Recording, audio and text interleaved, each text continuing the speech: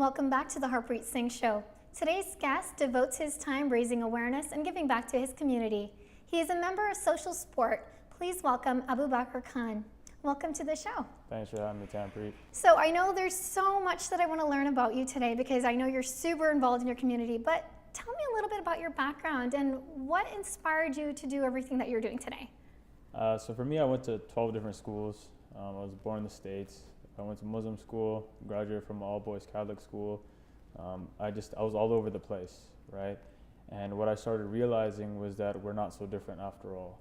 So I played basketball for about 12 years, and I was meeting so many incredible people. And on the court, as you can tell, it's a different type of language. It's a language that no matter what skin color you are, it's the same language. Yeah. So with that, all that happened in the last year and a half. I lost a lot of family members, and that's what really woke me up and made me realize, you know what, I gotta do something. When that happened, when throughout all your life experiences and loss of family members and loved ones, how did it make you feel? What did you feel that you needed to do to create a change? Well, first I needed to figure out what can I do, and what I realized was that I have to work on myself. So a lot of people want to do a lot of good, but they don't know how to, and they don't realize that the way to do good is to work on yourself first and foremost, and the other stuff will just ripple. Everything starts from within before you can help other people. Yeah. So what did you do to help yourself? So for me, what I did was I stopped playing basketball. I was doing a lot of soul searching, and I was reading a lot. Okay. So the thing that I was doing was reading and meeting people. Okay. As I would read, I would internalize and implement whatever I was reading, and then I'd go and I'd meet incredible people. It would be random. Right, I got onto the Harpreet Singh Show. I don't know how, you know what I mean? But there was things like I was just meeting people, yeah. And that's how I learned a lot. Because reading can only do so much, but when you go out there and you go and meet people in different worlds and different groups, rather than just hanging out the same community and the same group of friends, yeah. You learn way more and at a faster pace. And you're gaining so much insight on what other people are about, what other cultures are about, yeah. And it really helps you. So let's talk a little bit about what you've done. I know you've been really involved, and there's significant amount of things that you've been involved with, but there are a few major things that really stood out to me. So let's start off with the mosque shelter. What did you do there? So with the mosque shelter, I had a group of friends, and we were just caught up in all of the media, the fentanyl crisis. It was really bad, and I did some work with the city officials, and so one of them gave me a call, Naveen. He gave me a call. He said, you know what, the shelters are all completely full. Is there anything you can do? I gave my uncle, his name's Haroon, I gave him a call, and I said, you know what, can we open up the mosque as a shelter?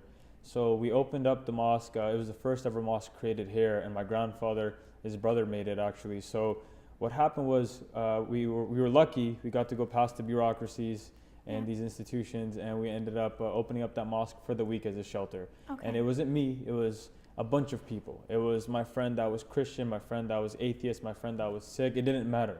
It was humans sheltering other humans. And what happened from that mosque shelter, what was beautiful was that we had support from a gurdwara, bringing langar to the mosque, and then outside, we distribute outside of a church in downtown, and that was fun, right? It was like, look, we have to work together, and only by working together can we actually solve these problems that exist. And what was your main purpose for that? The main purpose for that specific thing, the mosque shelter, was that, you know what, when it's this cold, like these buildings should be open. That was our thing. We're like, dude, these religious places, they're not just for Muslims, they're just for Sikhs, or just, they should be for everyone. Because the homeless problem is not a Muslim problem or a Christian a religious problem. It's a human problem. Definitely. So that's what it was. And a lot of my friends, they understood their religion, and we came together with the common theme of humanity. Wonderful. And you're making everyone feel accepted, right? It's not just for, like you were saying, it's not just for Muslims, but it's open for anyone and everyone. Yeah. And just anybody in need. And you also did 2 rallies. Tell me a little bit about that. So the first rally we did was during the Quebec shooting. Yeah. So when the Quebec shooting happened, I remember I was very angry. Yeah. It was a month after the mosque shelter. I was like, what? Like, you know what I mean? Why would someone come into a religious place and kill people? It really, it kind of messed with me. And so I called a bunch of my friends, again, like the mosque shelter. I called all my friends from different religions, ethnicities. I'm like, let's do something. So what ended up happening was that we worked with the city, with the province. We worked with all different groups. And we ended up doing that rally in downtown called Love Over Fear. Okay. And what my biggest goal was that with that event, I wanted it to be not just a forum for Muslim people, it was a forum for everyone, because this was another human thing that occurred, a human problem that 6 human people were murdered, not just 6 Muslim people. So I had my friend who's Christian, I had my friend who's Sikh, I had my friend that's a young Iranian friend of mine. Like, it was all over the place, and everyone spoke how they felt because they're Canadian as well. I like how you said 6 human people. Yeah, that's it. They're humans. That's Exactly. the biggest thing. That's how it should be. And like, what do you think is the importance of cultures and coming together? Because it's something that should be happening, and sometimes we don't see that everywhere, and it's still an issue in today's world. Yeah, we're still stuck in that tolerance stage. Yeah. It's crazy. It was someone that was actually living in the shelter with us for that week that told me this. He said, you know what, in Canada we're so multicultural, but all that really means is that we just tolerate one another. And I was like, holy crap, that's true. I've been living here for like 20 years, and I've just been that's what it is. You see someone, they're doing their thing over there, let them be. I'm like, but why? I've never gone and actually understood or talked to them or hung out with them. What do you think the world needs more of? Well, love is like, it may sound cliche, but I can say love, taking it another step further would be stop blindly hating one another. Yeah, no hate, just love. Keep loving, sending out good vibes. Well, the thing is that I can say that, and a lot of people are like, man, I don't want to do that. So I realize that, look, I can say love one another, but that's harder said than done, right? Definitely. So it's like, if you do hate someone, try and figure out why. So don't blindly hate people. Don't just hate, oh, I hate Tanpreet because she's a woman, just as a hypothetical, as an example, right? It sounds so funny and absurd, but that's like the norm. Yeah, no, exactly. Right? And then how do you bring that awareness? Is it just by getting involved with the community? Is that exactly what you're doing today? Is that what people should be doing? To be involved, honestly, like I said earlier, it all stems from within, like you pointed out.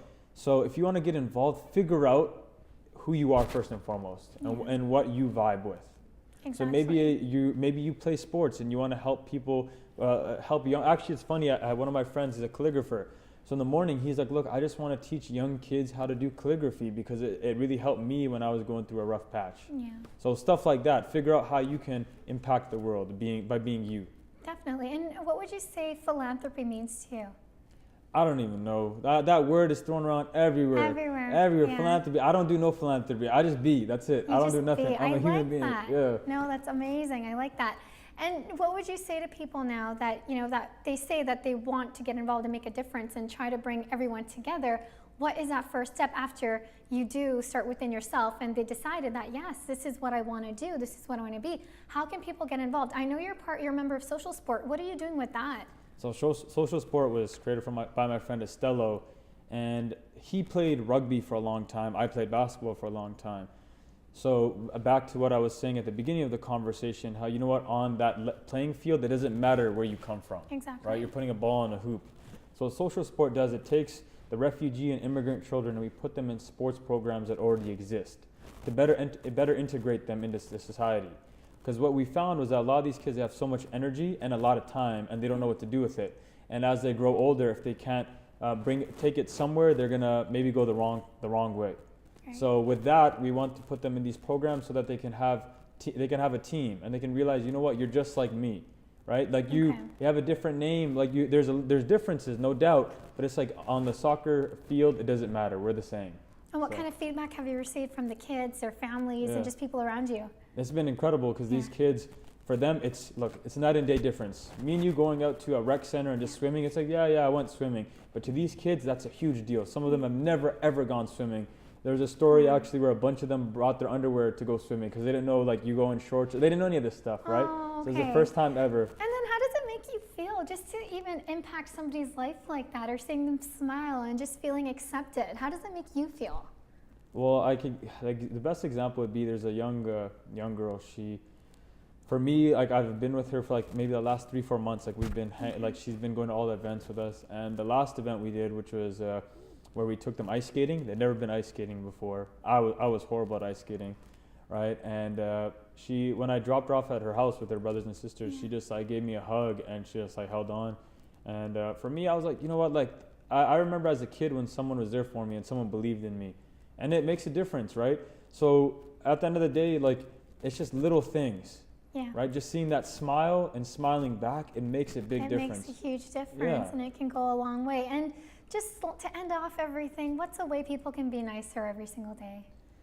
That's a great question, man. That's a very good question. The best thing I'd say is, look, any negative thing you see in someone else, realize that that's something that's a negative thing you see in yourself. Yeah. Does that make sense? Kind of. Right? Yeah. So if I say Tanpreet, man, she's really mean and all of that, it's because I'm seeing it within myself. So before I correct anyone else, just correct myself. Yeah. And I think then you just start realizing like what goes hand in hand with that is realizing that we're all just human beings. Exactly. Right? So then I'm like, you know what? Maybe she's having a bad day today. It's Yeah. okay. I mean, it's all right. I don't got to be angry Yeah. as well and reciprocate that. So I think that's how we Definitely. can become nicer. Beautiful. Well, thank you so much for sharing everything with us today. Keep spreading positivity and love. I will try. Thank you.